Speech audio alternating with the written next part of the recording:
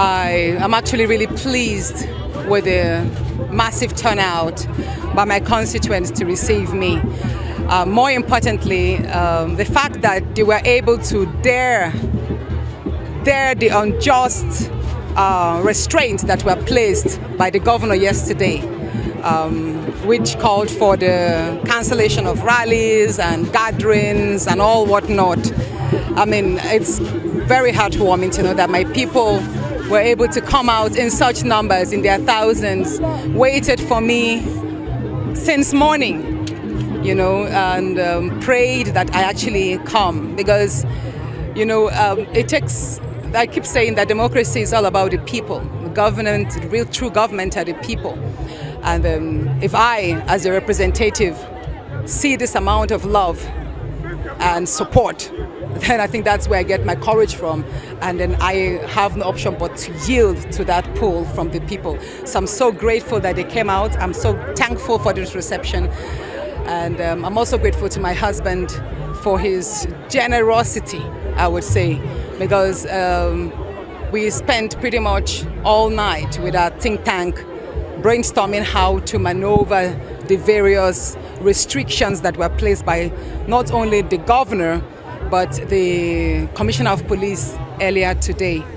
So we took a whole lot to think, okay, we were not to use the waterways because even the fishing activities were suspended today. So that means any movement on the water could be seen as countering the government order. So we had to take away the access in Kogi Central to the waters, because we would have as well gotten in through Ajakuta local government.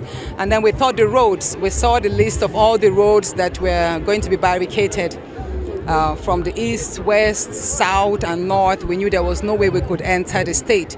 The only option we saw was through air.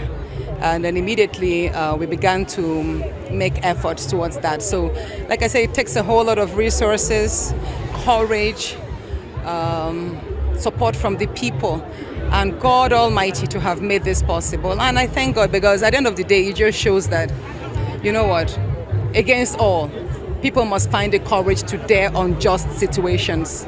That's it. And whatever happens from today, well, I just commit every day to your hands. With regards to what statements I made today, yes, I still insist on my stance that I was sexually harassed by the Senate President, and that the harassment generated into malice, which denied me a lot of my privileges and rights on the floor of the National Assembly, and by extension denied the people of Kogi Central. Each time he denied me a chance to present a concern was he in subjecting them to a denial of federal representation. And that's wrong. This is democracy. You can't extend your personal vendetta on one person to the people. And of course, again, I said my suspension is illegal.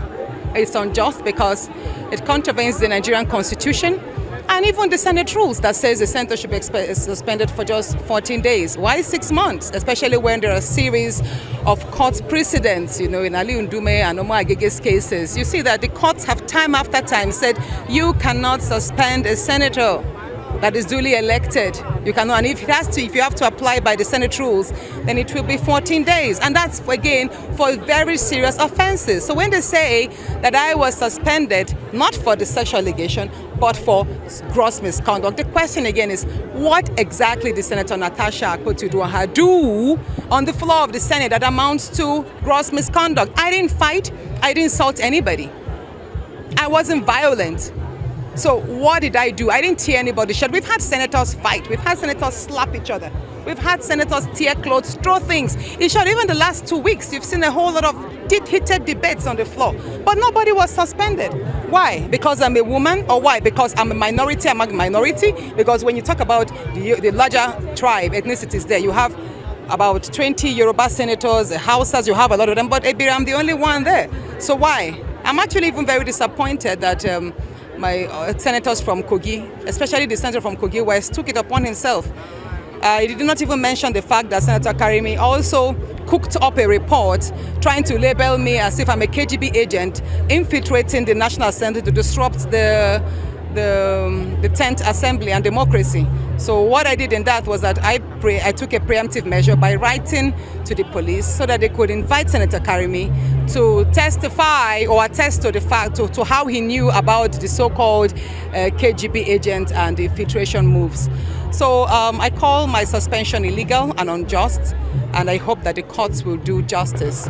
It's unfortunate that Justice Egwato recused himself on the 25th of March 2025. He did mention that he was recused because of the petitions that the Senate President wrote against him. But then I also got to know, like I said, allegedly, that he was also threatened, because that's what usually happens. And I respect his decision, but I pray that the next judge, who is Justice Binta Nyako, actually will be strong enough to stand against any threats.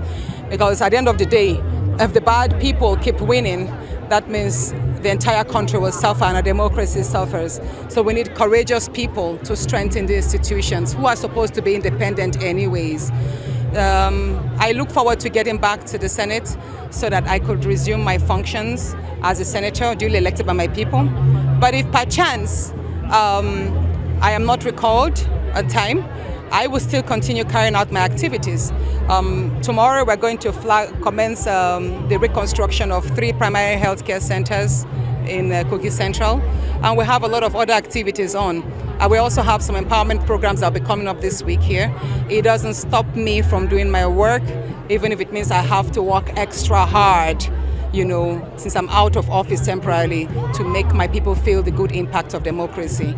But I pray that Nigerians across, even beyond Kogi Central, will be able to continuously lend their voices, because an injustice to me is an injustice to everyone. We all see what is happening to Governor Fubara himself, whereby he's suspended for 6 months as well, against the backdrop, against the Constitution. You know, I did mention that the Nigerian Constitution does not allow the suspension of elected officers. So again, I thank Nigerians, I thank Nigerian women for their support, for their understanding. Yesterday, when I received the award for the Voice of Good Governance, I mean, the chair in the hall, when I was called, just reaffirmed that many people are with me. Many women across Nigeria are with me in this fight for justice on the sexual harassment part, because many women are actually facing this ill, but they cannot just speak up. And most of these men, some of the men actually who criticize me, I will tell them, well, they should go home, call their wives, call their daughters and ask them. They will be surprised what their wives and daughters will tell them that goes on in workplaces or in the learning institutions. So generally, I want to appreciate Nigerians. I want to appreciate the international community, the many international organizations that have lent voices and wrote statements. I want to appreciate Auntie Obi Esekwesili, Kadraya Ahmed, and many others who have, irrespective of their regions or their states, they found a purpose in what I'm doing, and have stood by me through thick and thin. And again, I'm going to call on INEC, and I'm going to call on the police and the DSS. Hey, these are institutions that are meant to safeguard and strengthen Nigeria's ecosystem with regards to the good governance. So it's about time that they find courage to desist from being manipulated by the powerful people, especially those who have so much to throw around. It's about time they resist this temptation so that they'll be able to serve ordinary citizens. I mean, if I myself, being a senator, can be subjected to so much attacks in just the span of 1 month, you can imagine what an ordinary citizen who wants to challenge the illegalities around will face. Do you understand? If I myself, with the support I'm having, with my family support and all that, and my party, I'm still able to face this much attack, imagine what it will happen to an ordinary person. So I think I'll just tell INEC, hey, they should just do what is right. The INEC chairman should not be afraid. He's going to retire soon. This is pretty much his last term. This is the time for him to redeem his image, especially with regards to the conduct of the past elections, as regards to the, especially what was captured in the several electoral observers' reports. The INEC chairman should do right by this recall. I know it's fraudulent. The signatures were collected, the few signatures amongst the lot were collected by fraud, deceit, and many were just manipulated. So it will be really gruesome to know that such illegality will succeed at this day and age. I have nothing been other than a good citizen, a law-abiding citizen, and I don't think I should suffer just because I decide to dare the corrupt institutions. Because what they're doing to me is trying to break me down. All of what has happened is just a plot to break me down, make me apologize, and make me fall in line and behave like every other senator or every other politician. But I have always said, I got into politics not to behave like a typical politician, but to try to reform the political space so that it can be safer and more effective